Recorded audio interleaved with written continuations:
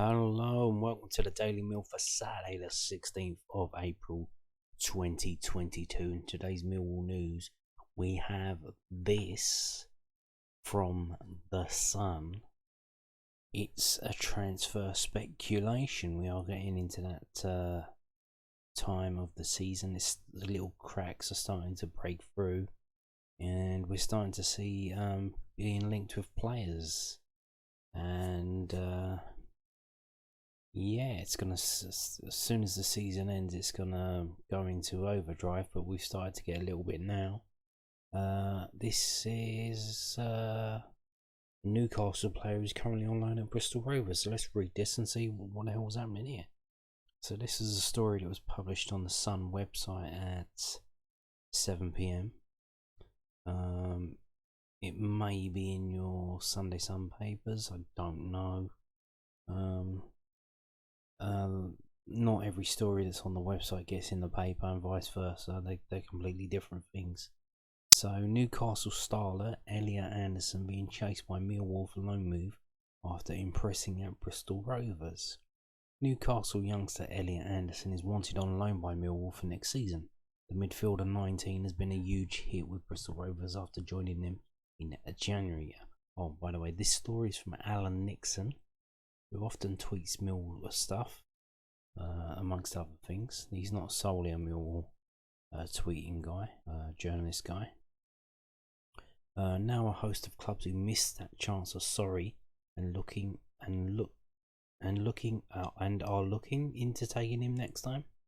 But Gary Rowett's Lions are making the biggest play and he likes Anderson's craft. Newcastle may tie him down to a longer contract when he returns from Joey Barton's Rovers, but the chance to see him in action at Championship level looks likely to suit all parties. Anderson has been so impressive in Bristol that Barton claims he plays like Diego Maradona when the Argentine legend was 19. The former Newcastle ace previously said, "I've been listening to Bill Shankly tapes a lot. He talks a lot about 19-year-old Diego Maradona and how he slows down in the penalty area, exactly like Elliot Anderson does. Such a talent. Elliot has been brilliant for us from the first day we brought him in." Newcastle boss Eddie Howe has been keeping tabs on Anderson and admits he is impressed. Howe said, "I'm so pleased for him. When we came in, we could see he's a player of undoubted quality and I'd heard a lot of good things before working with him. He has a great attitude and stayed behind every day to work on certain aspects of his games. He was aware he needed to go out and play. We wanted that for him and delighted he's doing so well. It's not a surprise for me. I think he can play a lot higher than League 2. But he has taken his opportunity and we'll have to review him like we will with every player this summer." And that is the end of the story. So interesting. Now this kind of falls into the Danny Ballard thing that happened.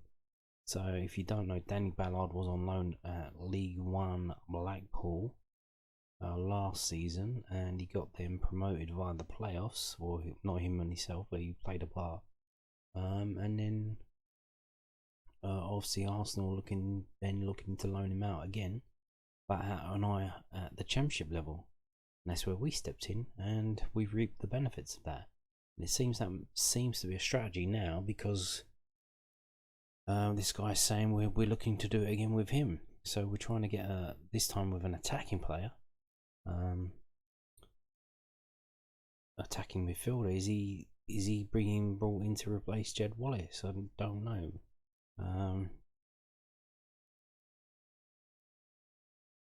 In terms of replacing Jed Wallace, I think you can't really just buy someone, bring someone in and say, okay, this person's going to replace Jed Wallace. I think you're probably going to need to bring in maybe 2 or 3.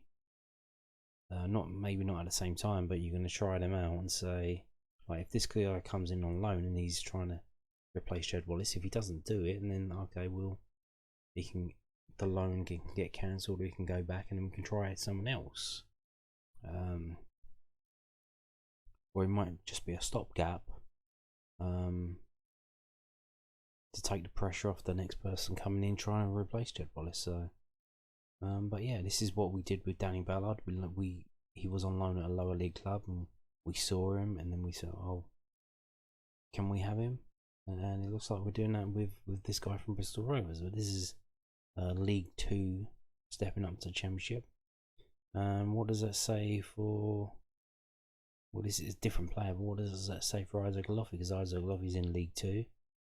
So if we're gonna go for this guy who's been playing in League Two and doing quite well, well, Isaac Loffey's been playing in League Two and did quite well. He's been injured quite a lot as well. So can he make the step up? Alex Mitchell as well. Can he make the step up? I don't know, but I thought I'd just share that with you because yeah, we're starting to get these stories now, and this is the Sun newspaper. It's not really the other websites that just randomly speculate and quite laughably any player linked with Middlesbrough is automatically linked with Millwall. It's become a bit of a running joke now that Middlesbrough are looking at this player. It's like weird. It's very weird. So we're going to move on to this now. Obviously some more stuff from the Preston game yesterday. Millwall boss on fans at Preston after 7-hour coach trip and rallying call for Hull at the Den. This is from news@den.co.uk. Gary Rowett praised the Millwall fans who made the long journey to Preston on Good Friday and said the home support will be absolutely crucial against Hull City at the Den in 2 days. The Lions coach with the squad and backroom team took more than 7 hours to travel from South London to Preston on Thursday after traffic disruption in the capital. You know, those were those wallies on the bridges closing everything down. Maybe we should have got the train. I don't know. Train services were also irregular, but more than 600 Lions fans made the journey and they saw their side battle back from a goal down at Deepdale to draw 1-1 and move to 3 points off 6th place with 4 games left. Rowett's side have to beat Hull on Easter Monday, and the manager quipped about improvements in the travel infrastructure before the next away game against Birmingham City next Saturday. I feel for a few of them because when there's an accident on the M25 and then the Blackwall Tunnel is snarled up, there's not many other ways out. Rowett said it's a bad time to put a claim in. Can there be another exit from South London? Can the government sort that out for us in maybe a couple of weeks' time? Our fans again, brilliant voice, kept the players going. I think they appreciated the effort and appreciated the attempts to try and win the game. They'll be like me, just a little bit disappointed that we didn't quite muster a little bit more composure in the final third, but come Monday that will be absolutely crucial. There will be 1 or 2 more tired bodies with such a short turnaround. We're going to need them to give us the energy that's required to go and put in a good performance at home. So there you have it. Some more comments from Gary Rowett. And there you go. They had a hell of a journey up there on Thursday. Sounds like. Moving on now to South London Press's online website, londonloseronline.co.uk. 4 takeaways now. After the games, they do these 4 takeaway segments. So the 4 takeaways from Mills: 1-1 draw at Preston North End. Reliable performer makes amends.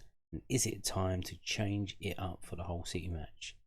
Millwall drew 1-1 at Deepdale against Preston North End on Saturday afternoon as they were forced to settle for a point in their hunt for the playoffs. Murray Wallace turned into his own net after just 6 minutes, but then produced a bullet header to level. Here are Kai Bennett's 4 takeaways from the match. 1 point gained or 2 points dropped. On a day when results went Millwall's way, the Lions couldn't capitalise. 6th place Sheffield United, the team Millwall have to catch, lost 2-1 at home against Reading in the last minute. Blackburn Rovers also lost 2-1 at Peterborough. A late flurry of goals from their hosts causing the damage. When Millwall levelled up against the North End, they did look to be the team in the ascendancy pushing for that winner. Chances fell to Benik Fobi, Jed Rice and Danny McNamara in a matter of seconds, but they couldn't find a way past Daniel Iverson. Yeah, I watched that back at some detail, and Danny McNamara's in the 6-yard box, and he shoots, and he hits it right at the goalkeeper, and there's literally a massive space to the right, to the goalkeeper's left hand side, Danny's right, and you think, oh man, if you should have put it there. How did you not put it there? But he didn't, and the rest, as they say, is history. So heading into Easter Monday clash against Hull, a draw would have been a minimum for Gary Rowett's lines, but it's a result that could have been so much more. Yeah, again with the goal as well. I saw the goal back, so you're pointing fingers at Murray Wallace, but when you see the whole system of play and how it broke down. So Ballard plays the ball to Billy Mitchell near the halfway line. Billy Mitchell, under some pressure, passes it back to Danny Ballard, but he doesn't hit it properly and it doesn't get enough on it. So then the Preston player nips in, takes the ball off. Ballard goes forward to close him down, and Eddie Johnson runs on behind him into the gap that's just been made by Ballard stepping up. And then the Preston player dinks it over the top, sends Eddie Johnson on his way. Billy Mitchell's huffing and puffing, chasing him back because it was his mistake and he's got to make up for it. And now Danny Ballard's is up and away. And then Eddie Johnson puts the cross in, Murray Wallace slides in, and yeah, that's it, own goal. It all stems from a Billy Mitchell mistake, and there were a few other mistakes as well during the game of players under hitting passes. McNamara did it and it caused the breakaway, and we nearly got we luckily got away with it. Yeah, very yeah, watching the highlights back in minute detail, you see a lot more. Murray Wallace atones for an unfortunate opener. When the usually faultless line centre back turned into his own net in the opening exchanges, you felt maybe it just wasn't going to be his day, but he came roaring back. Jed Wallace's floating delivery was met by the head of the former Scunthorpe defender, atoned for his earlier mistake. From then on, Wallace looked as reliable as ever, winning 5 tackles, more than anyone else on the pitch. The Scotsman also won 2 aerial duels and had a passing accuracy of 86%, the highest out of any of the Millwall players. Yeah, like I said, like that. If I was to pin that goal on anyone, it wouldn't be Murray Wallace. Sad, I'll have to point it at Billy Mitchell. And I think there was a few other times, again, Billy Mitchell's passing wasn't up to the snuff. And I think that's why Gary Rowett took him off. Just sort of making a point, like, come on. Like, you can't be doing this. And he brings Saville on. But in fairness to Billy Mitchell, I mean, he's been when he's been playing well, he's been partnering up with George Saville, and he was playing with Kieftenbeld on yesterday. So kind of a different player to be playing with, and probably kind of struggled with the adaptation there. I don't know. Maybe how they were supposed to play changed a little bit. I don't know. Outstanding Jed Wallace. Mill manager Gary Rowett held the Lions number 7 as outstanding in the draw against Preston North End. 28-year-old assisted Mill's equaliser. A nice bit of skill on the edge of the box gave him enough room to float a delivery for the head of Murray Wallace. Every time the South London club went forward, Wallace was always in the centre of the move, picking up spaces and pockets to lure the home defence in before he tried to thread balls into Mill's front 2 of Oliver Burke and Benik Fobi. The attacker completed 2 dribbles and was involved in 6.2% of Mill's overall possession for the afternoon. The Lions chief labelled him as Mill's best performer at Deepdale, and he was the one that looked the most likely to create a potential winner. Switch it up. Games are coming thick and fast as the championship season is drawing to a close, with Mill in action again on Easter Monday against Hull City. Rowett has spoken a lot recently about switching up and utilising the Lions' depth after a number of players have returned from injury. After Mill's defeat against Swansea, Rowett admitted they thought about changing it up before he did for the South London club. 4-1 win over Barnsley. Fresh legs and energy is exactly what needed going into the last run, and perhaps giving some players a rest is exactly what could work, just like it did against Barnsley going into the last 4 games of the season. Obviously, you want to be playing your best team week in, week out, but bringing fresh players in could be exactly what we all need to add to that extra spark on Monday. Indeed, I think we're going to see some changes. I think Hutch might come in for Ballard, Saville coming in for either Billy Mitchell or Kieftenbeld. Bradshaw coming in. I would like to see for a Foe, because a Foe, I think he didn't. He kind of looked off the pace against Preston.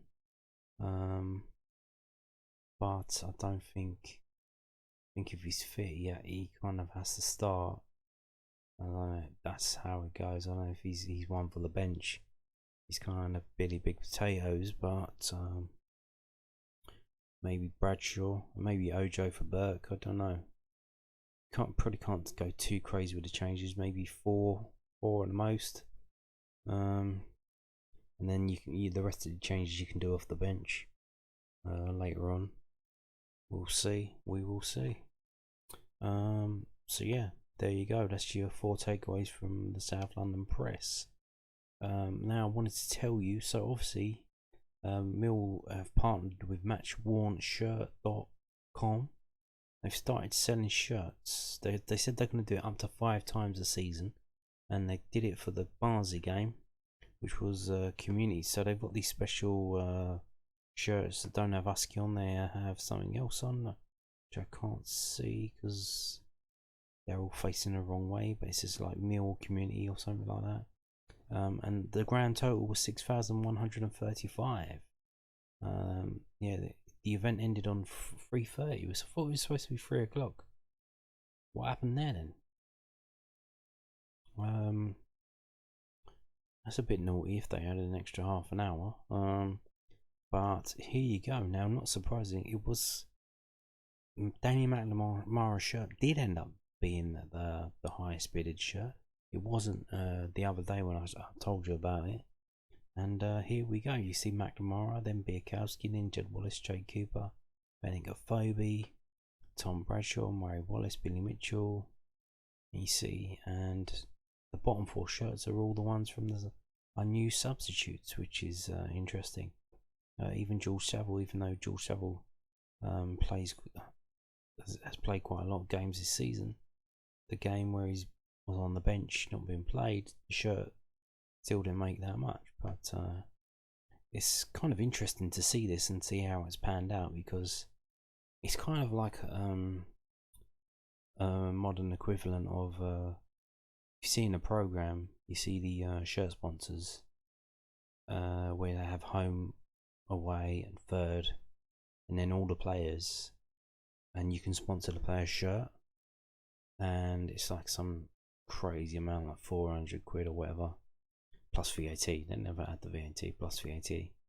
And yeah, as the season progressed, so for the first game of the season, home game, somehow people have already sponsored the players, the favourite players. So the Jed Wallace will have fully sponsored players like Danny McNamara, Bart, Jake Cooper. They would have home, away, third, sponsored, completely sold out. Sometimes the manager as well, and yeah, they have the coaches as well, and they're like not really doing that well because it's the coach and that. And like, you sponsor the shirt, you get your little message in a program every week. I think that you get to go to a game and they give you the shirt. There's like a photo of whoever shirt it is you're getting. But it's interesting to see when you flick through that in the program and see that as the season goes on and on and on, there are some players there who don't get any sponsorship, and it's interesting to see like who are the fans backing, because that's a lot of money and they're putting their money where their mouth is. So it's interesting to see that. So like, okay, but they like this player so much that they're willing to put this much money up to sponsor him. And then you see the ones who aren't, and you're like, oh, okay, yeah, I can see why no one's sponsoring him. And you get to the end of the season, like if you looked in the program for for the whole game on Monday, mine actually come in the post on Thursday, I think. Yeah, if you're looking at, you'll see even today there's a lot of players who their kits aren't sponsored yet, and it's kind of telling who the fans back with their hard-earned cash and who they don't. But yeah, as you can see here, who's got the backing of the fans and who hasn't.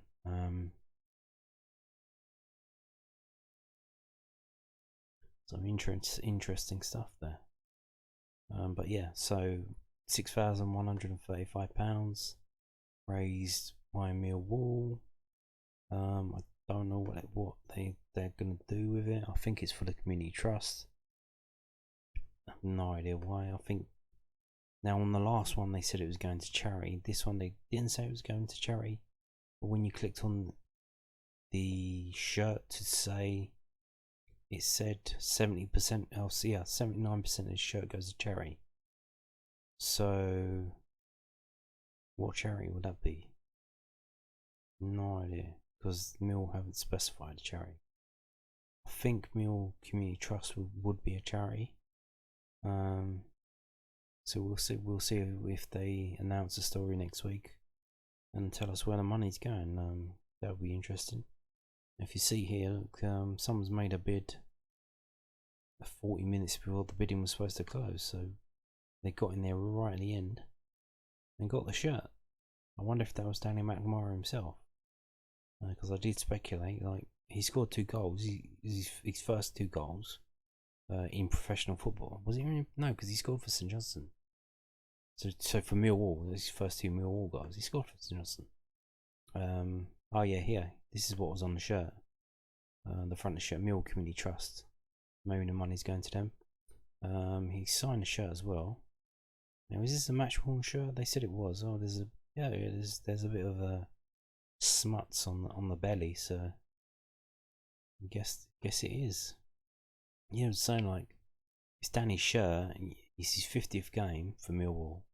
Score his first 2 Millwall goals. You'd think he would want it, and he can't. He has to give it out for auction for charity, but well, he can probably afford to pay £536 to win it, so maybe that's what he did. I don't know. So moving on now. Obviously yesterday was a match day, and after the day after match day, we do stats, because why not? And here you go. So there's no experimental 361 yet. There might not be, I don't know.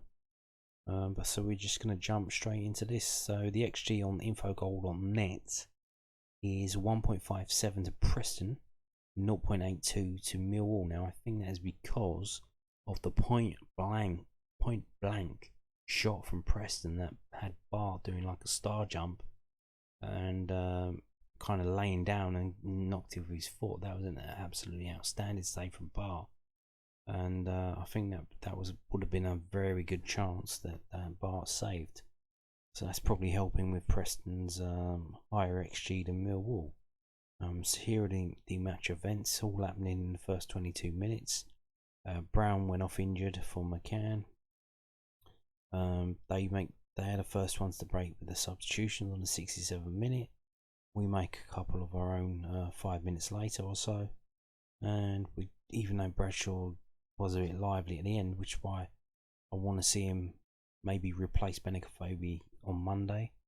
I don't think Gary Rowett would do that. He probably does want to upset Benic, but it's Friday to Monday. I mean, put Benic on the bench, let him come off the bench. I'm telling him he'll come off the bench. Just play Bradshaw, because Bradshaw was full of beans in that game. He was on fire like a man possessed. Very interesting watching him.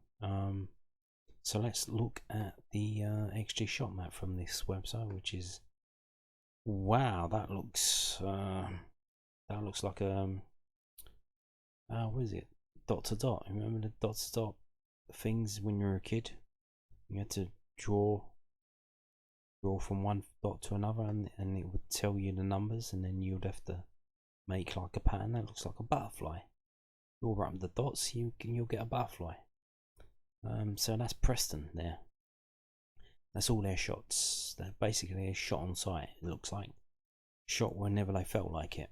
No rhyme, no reason, just fucking boom. And this one here, I imagine is the one that Bart saved. Yeah, I think that's the one that Bart saved with his feet. Outstanding.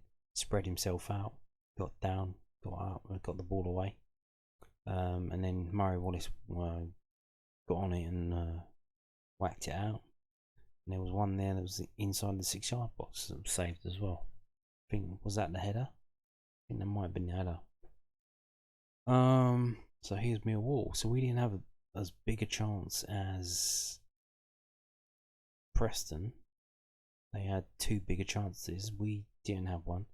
Oh, our goal was that yellow one. The yellow dot is the goal. And where is their goal? Oh yeah, it doesn't count because that wasn't a shot by them. It was a shot by us. Yeah, 3 games in a row we've scored own goals away from home, 3 away goals. So fairness rating, was that a fair result? 82.62. That's out of 100. So it's a pretty fair result. If you look at Preston's chances, what, half of them from outside the box? Quite long shots as well. Now compare that to ours. Ours are basically all inside the box. That is pretty decent. Obviously, playing to a game plan. Only really, well, there's some on the line of the area, but only 2 shots from outside the box. There's probably Jed Wallace free kicks now. Scott Malone, Kieftenbeld. Kieftenbeld's one that hit the bar, yeah. So yeah, there you go. This one here was this is the, where's the Danny McNamara one where that one. That's the one there. Danny McNamara hit it straight at the goalkeeper. It's like, oh.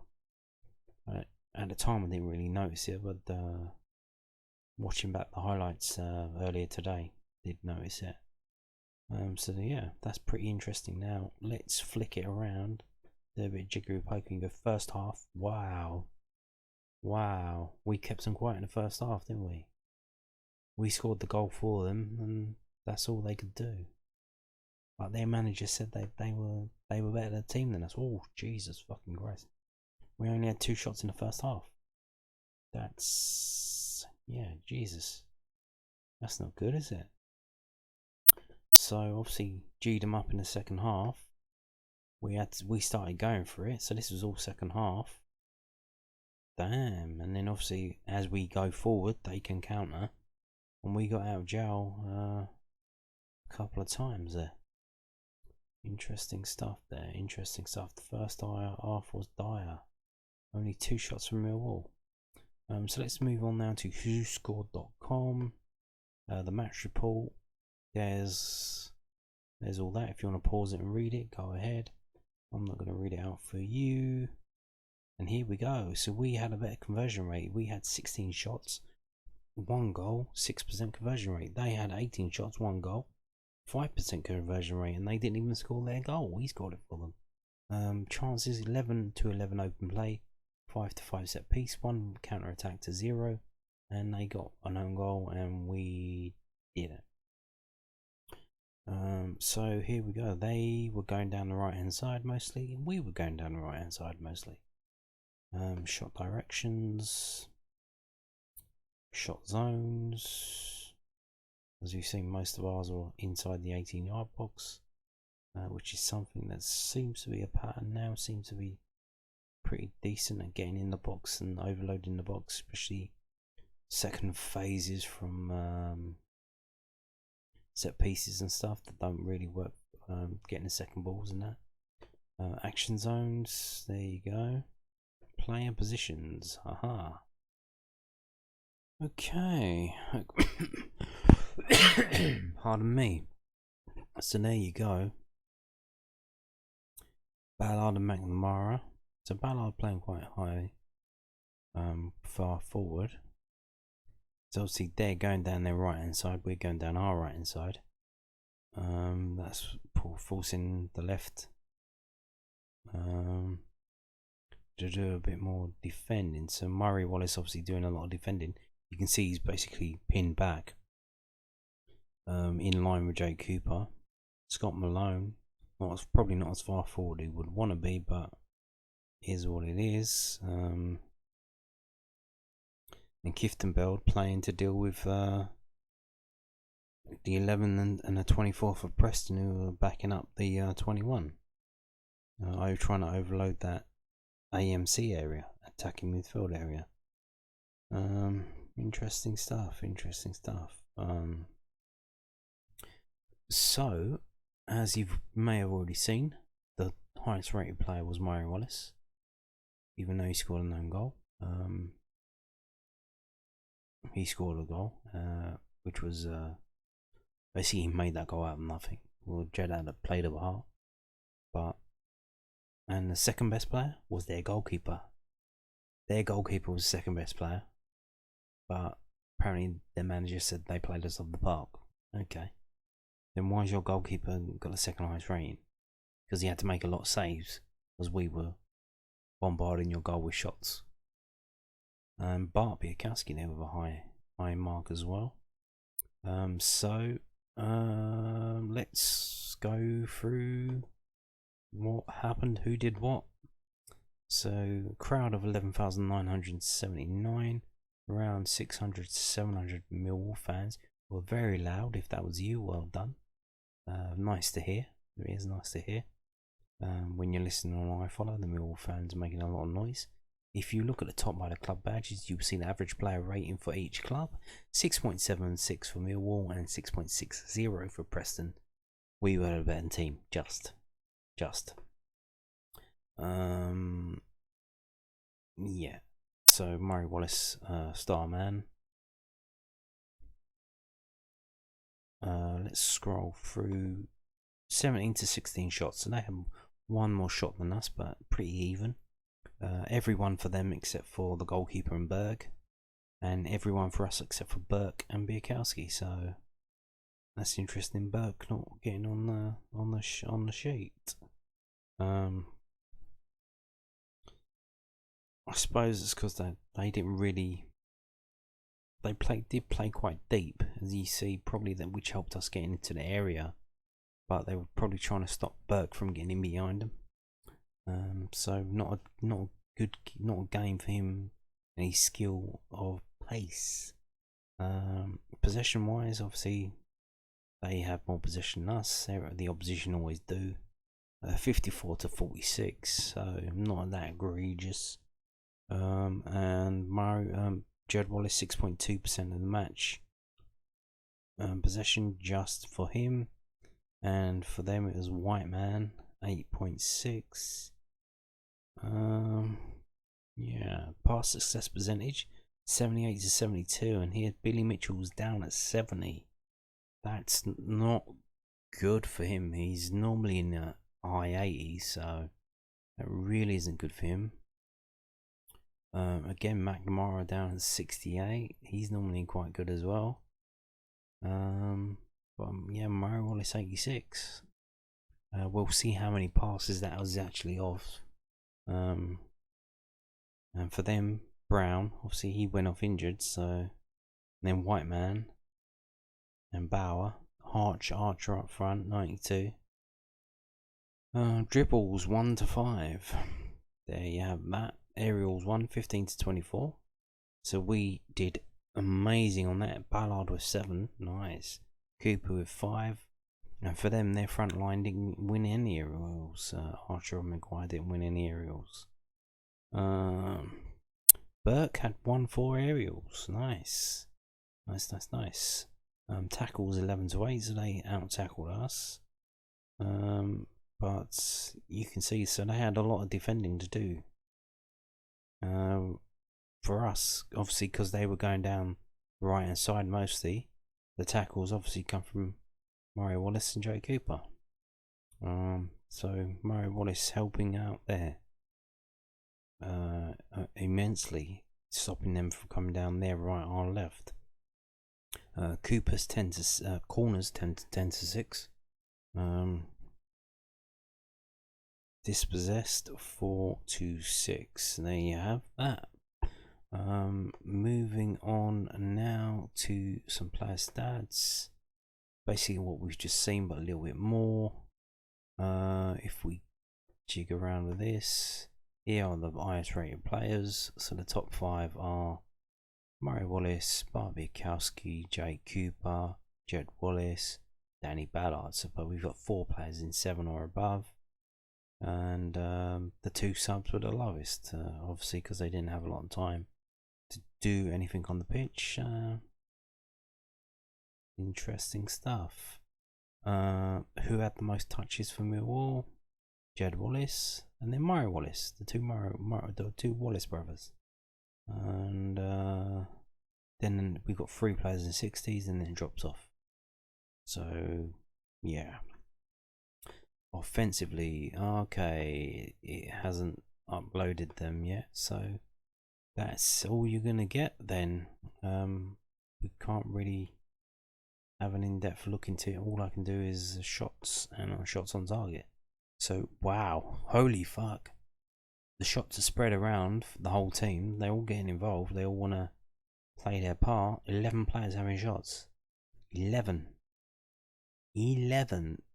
So what is that? Everyone had a shot.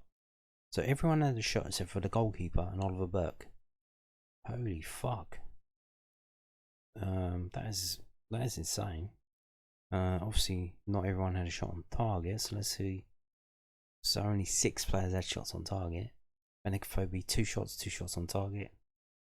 Jed Wallace 2 and 1, Murray Wallace 2 and 1, McNamara 2 and 1, Bradshaw 2 and 1. So look, Bradshaw comes on, it's 20 minutes on the pitch, scores 2 shots, has 2 shots, gets 1 on target. That's the energy. Now here's the thing, if maybe they told him, oh, you got 20 minutes, fucking run your ass off because you've only got 20 minutes. Now if he starts on Monday, then obviously he won't play like that. He'll have to pace himself a bit, I'd imagine, because they'll want him to get to at least 60 before they change him for Benicophobe or whoever's on the bench. So maybe that's the situation. Because if he knew, like, if he comes on in 7 minutes, he's like, okay, I've got 20 minutes, let's fucking go for it, and let's go high energy, because yeah, it's just 20 minutes. But yeah, solo passing accuracy, there you go. No idea how many passes it was because it won't load. So yeah, that's a shame. But we're gonna end with this. I'm gonna show you this. This is from Sky Bet Championship. Now, all the Friday games, obviously it's normally team of the week, but team of match day, Good Friday again. So team of Good Friday, Murray Wallace is in the team again. I think he was in the team of the week last week. Or no, it was McNamara and Oliver Burke, but the week before or so he was in there. So there's Murray Wallace in the team of the week. He scores an own goal, but does scores a goal at the other end, gets in the team of the week. Fantastic stuff there. Millwall's player of the season, ladies and gentlemen, Murray Wallace. And on that note, thank you for watching and goodbye.